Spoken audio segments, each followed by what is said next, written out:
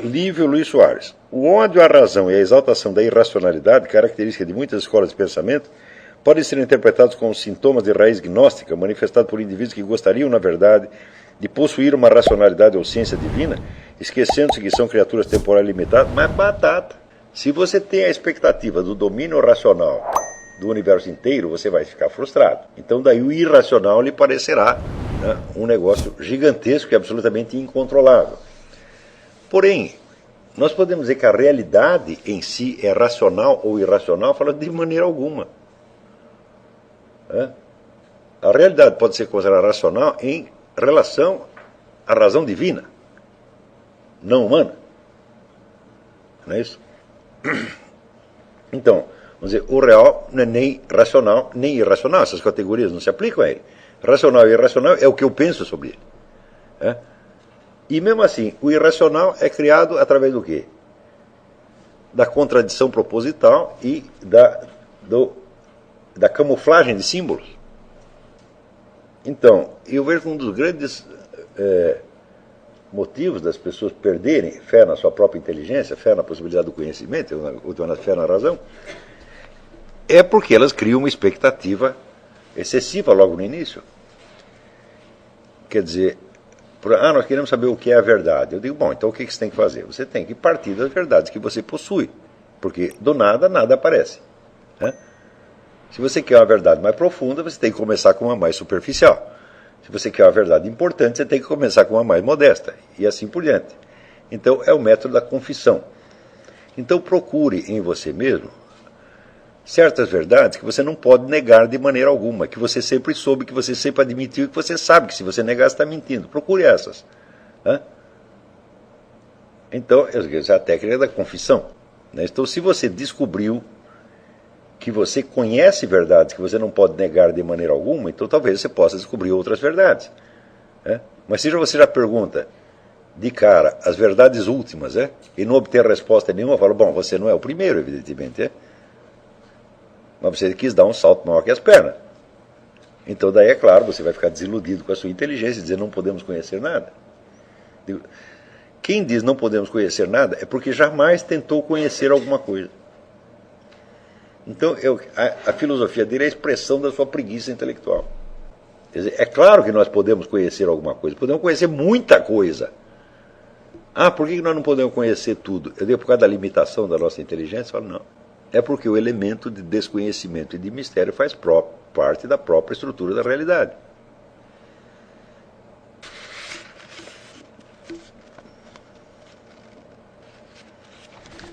Caro professor, que segue é menos uma pergunta que uma observação ou conclusão. Quando o senhor escreveu o processo de formação da neurose, lembrei de uma frase de Goethe. Algumas pessoas não abdicam da mentira porque devem a ela a sua existência. É claro, por exemplo, esse pessoal todo do mensalão, como é que eles podem desistir? E na escala psicológica acontece a mesma coisa. Quer dizer, você criou uma forma de existência que se baseia numa mentira. Então você não vai poder desistir daquilo porque você precisaria desmontar tudo. Mas é claro que isso tem um preço. E eu acho que o preço maior é a insignificância. Porque, afinal de contas, vamos dizer, ninguém está interessado em se transformar em personagem da mentira interior inventada por um idiota. E, na verdade, é isso que esses caras estão pedindo para nós o tempo todo. Quer dizer, eu inventei uma falsificação em teatrinho e quero transformar você em personagem do meu teatrinho. Se você consentir isso, então é porque você consentiu em ser escravo do idiota, então você é um escravo do idiota mal ainda. Isso acontece na realidade. Você vê, esse negócio de mentalidade revolucionária, faz 400 anos que esses caras estão inventando mentira, prometendo o que não podem dar, e um monte de gente consente em morrer para atender essa fantasia deles. Então, quer dizer, você tem, por um lado, uma psique torta, doente, capaz de inventar uma mentira tão verossímil que todo mundo acredita e se deixa matar por aquela porcaria. Mas você imagina que coisa terrível que é você morrer por uma bobagem.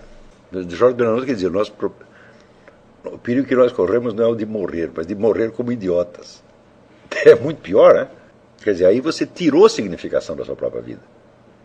Mesmo que você não saiba, mas se você não sabe, então é pior ainda, porque você tirou significação objetivamente e ainda tirou subjetivamente. Então você é um nada mesmo. E, no entanto, a gente tem pessoas que a gente vê que a vida do sujeito é só mentira do começo até o fim. E eu sei que essas pessoas são frágeis, por mais poderosas que elas pareçam. Eu sei por experiência própria. Quer dizer, veja, o ser humano em geral não é muito forte, nem muito inteligente, nem muito corajoso. Tá certo?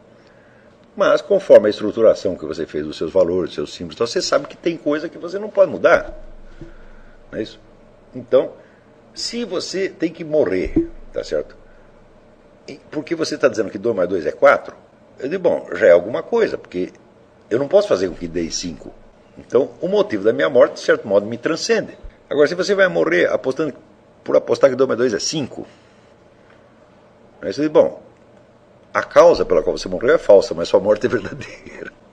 A imagem que me vem à mente é de alguém que construiu um muro com a ajuda de um andaime, subiu no muro, sabe que o andaime não serve para mais nada, mas também não sabe como descer do muro. Bom, uma vez aconteceu isso em casa. Eu tinha um corredor do lado de casa, já contei a história para algumas pessoas, eu tinha um corredor e pedi para o pedreiro construir um quarto ali. E ele ficou lá o dia inteiro trabalhando, botando tijolo, de repente ele grita assim, socorro! Ele estava preso dentro do muro que ele mesmo tinha construído e nós tivemos que puxá-lo. Então é isso aqui. Bom, tem mais algumas aqui. Puta, tem bastante pergunta. João Paulo, C.S. Lewis diz que o homem nasce com a tendência para o bem. E Igor Caruso diz que a neurose é a repressão da consciência moral. Dessa forma, como podemos entender a questão moral? É uma sugestão como outra parte da abertura espiritual. Muito bem. E é claro que este problema do mal não pode ser enfocado com métodos da psicologia. Nós não vamos resolver isso aqui. Tá certo? Nós podemos apenas dar algumas sugestões de por que algumas pessoas fazem o mal. Não é isso? E, bom, em primeiro lugar, você lembra da questão, vamos dizer, da presença do ser. Quer dizer, que se a presença do ser é vivida como uma coisa hostil, então você já vai ter que inverter toda... Aí você já tem toda a psique invertida desde o início. E como, vamos dizer, esta impressão da hostilidade do ser pode acontecer a qualquer momento, a qualquer pessoa, pelas próprias interpretações que ela faz do que está acontecendo, então sempre teremos a propensão para o mal. Não é propensão, é possibilidade. E o mal é uma perspectiva permanente do ser humano. Porém, note bem, todo esse pessoal que tenta imaginar a alma humana, vamos dizer, como um ninho de víboras, tá certo? Quer dizer, nós temos, né, todas aquelas propensões permanentes para fazer o mal, esse pessoal está muitíssimo enganado, porque eles imaginam, então, vamos dizer, o pecado original como se fosse uma condenação ao inferno. Quer dizer, o ser humano ele não é perfeito, ele não tem a possibilidade do bem perfeito, mas ele não é tão imperfeito assim. Se você comparar, por exemplo, brevemente, inteligência humana com inteligência angélica, tá certo? Você vai ver que as diferenças que tem entre a nossa inteligência e a inteligência angélica já são tão enormes, né, que isso aí já basta para assinalar a deficiência do homem. Não precisa nenhuma maldade especial. O simples fato, o simples negócio do trauma da emergência da razão, já mostra que a condição de vida humana é uma condição deficiente. Ela é deficiente estruturalmente. E isto aí já é a cota de mal que está presente na nossa vida, queiramos ou não. Está entendendo? Isso quer dizer que nós podemos conceber o homem como uma criatura deficiente, estruturalmente deficiente. E isto, vamos dizer, já basta para você explicar uma infinidade de condutas erradas, malignas, perniciosas, etc, etc. Não é preciso você conceber, vamos dizer, a presença de impulsos malignos. Você não precisa de impulsos malignos para você escolher a coisa errada. Você escolhe a coisa errada por quê? Porque você é deficiente. Está compreendendo? E essas deficiências elas podem se somar. Mas as camuflagens e erros podem se somar e produzir constelações inteiras de erros. Como, por exemplo, as ideologias, como nós chamamos. E daí você não sabe mais como desmontar isso aí. O homem faz isso não porque ele tenha a tendência para o mal, mas porque ele é deficiente. Está entendendo? Quer dizer, mesmo as coisas mais monstruosas do mundo.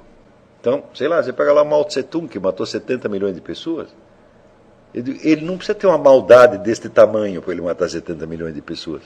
A maldade dele não consiste em 70 milhões de crimes. Ele não seria capaz de pensar isso aí. E basta uma sucessão de enganos. Claro que ele tem culpa desses enganos.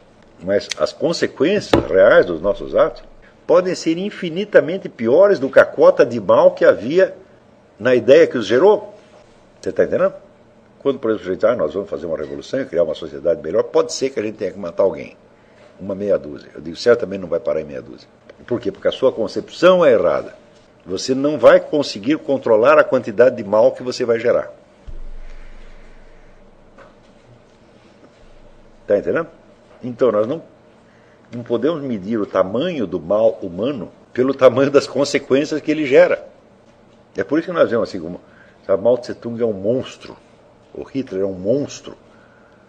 Quer dizer, bom, na verdade não são monstros, né? São criaturas humanas como qualquer outras, só que o mal que eles são capazes de gerar vai infinitamente acima daquilo que eles mesmos são capazes de compreender, né? E isso já mostra o que eu quero dizer com o trauma da emergência da razão. Claro, outros vão concordar também com aquilo. Quer dizer, a quase totalidade do mal humano vem do fato de você não conseguir avaliar corretamente o que está fazendo.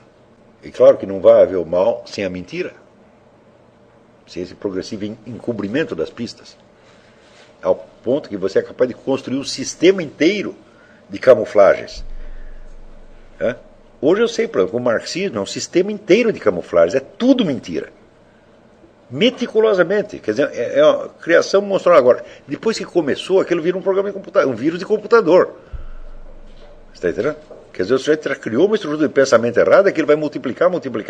E se essas coisas virarem atos humanos, vai ser um sofrimento atroz. A ponto que o próprio Karl Marx, se visse as consequências, ele dizia, pô, mas eu não sou tão mal assim. Quando ele mesmo disse, eu não sou marxista, o que é que ele quis dizer? Ah, bom, mas se você não é, meu filho, você não devia ter começado com essa porcaria.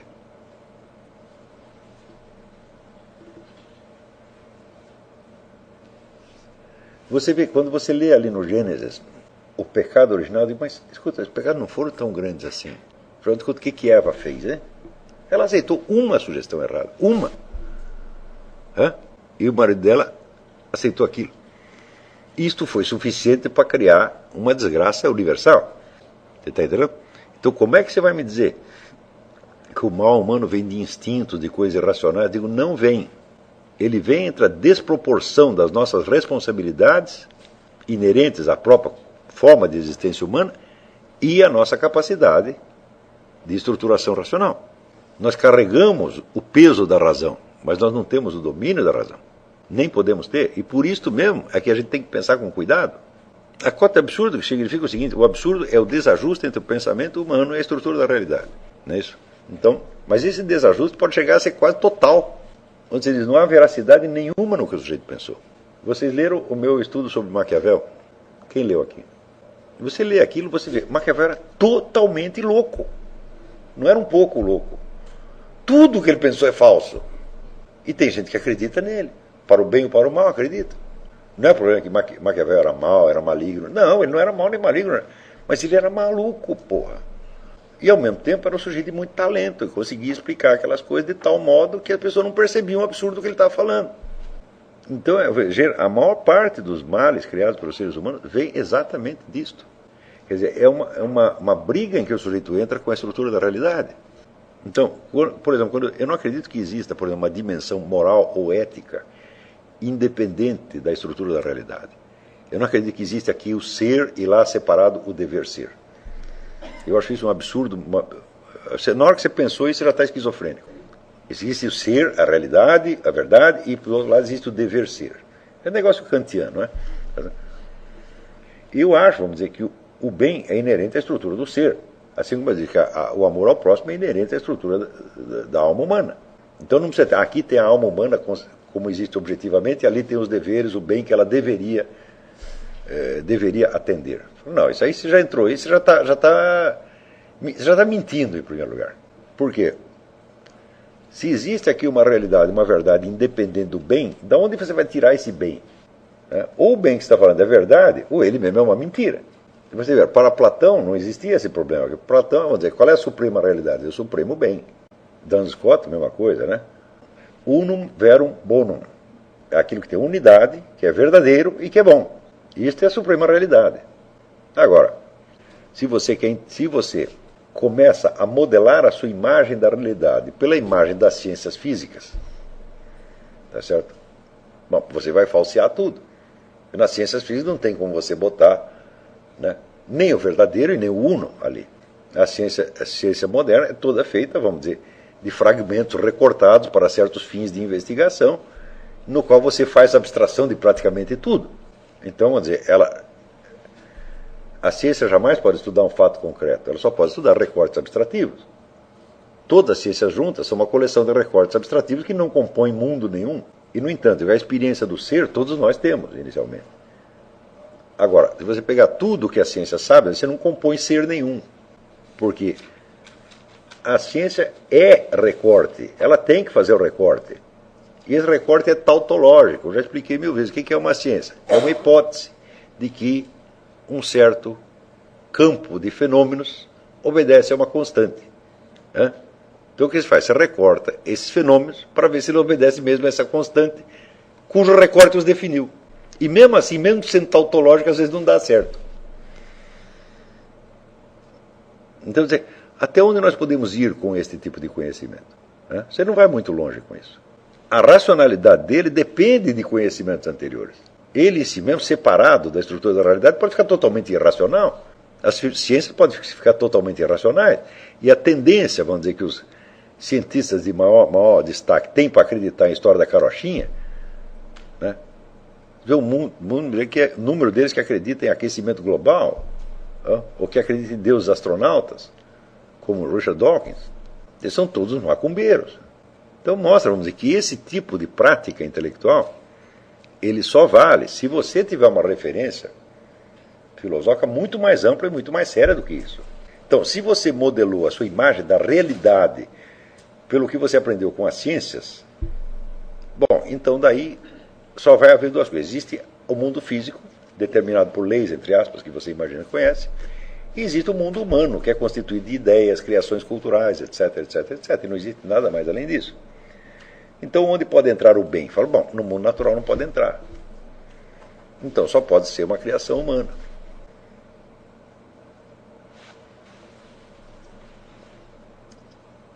Isso é gnosticismo mesmo. E o bem é uma coisa que está, por assim dizer, fora da realidade. E, no entanto, o Gênesis começa, Deus fez o mundo e viu que era bom. Se não fosse, ele não faria. Ó. Agora, o gnóstico, eu acho que ele é capaz de fazer um universo melhor. Então, de cara já é, vamos dizer, uma ruptura, você já entrou em desacordo com a estrutura do mundo. Fala, não, este mundo não serve. Quando eu falo este mundo, não é no sentido da Bíblia fala esse mundo. Eu falo o universo inteiro, com todas as suas determinações, toda a sua estrutura, tudo isso é ruim. Bom, então só lhe resta inventar outro. Aqui, eu não lembro quem fez essa pergunta. O fato de os seres humanos estarem abaixo da sua capacidade psíquica normal, ou seja, não exercer a força de suas psíquicas como poderiam, deve-se principalmente à pobreza de imaginação? A resposta é sim. Essa é a primeira coisa que falha, porque, na verdade, tudo depende da imaginação, até o exercício da razão. Quer dizer, a imaginação é o mundo do que você considera possível. Agora, se você, vamos dizer, se o mundo do seu possível, vamos dizer, é pobre, as elaborações que você fizer em cima disso, muito provavelmente serão pobres também. E a imaginação é fundamental. É por isso que se você não deixa o sujeito dormir, ele fica louco. Porque se ele não pode soltar a imaginação, nem durante o sono, coitado. Você vê, em grande parte, nós precisamos do sono. Por causa da atividade onírica. Nós precisamos soltar a imaginação para deixar ela combinar as coisas do jeito dela. Por quê? Tudo o que nós percebemos pelos sentidos é fragmentário. Tudo, absolutamente tudo. Você nunca percebeu uma coisa inteira. Nunca percebeu nem perceberá uma coisa inteira. Como você tem o senso da presença do ser, você sabe que as coisas são unidades completas. Você sabe, mas você não percebe isso. Então, você só tem a aceitação da unidade objetiva e, subjetivamente, o que você tem? Percepções fragmentárias. Então você precisa também de um pouco de unidade subjetiva. Você precisa completar isso imaginativamente. Está entendendo? Bom, eu acho que já acabou, né? Não dá mais, nós temos que sair.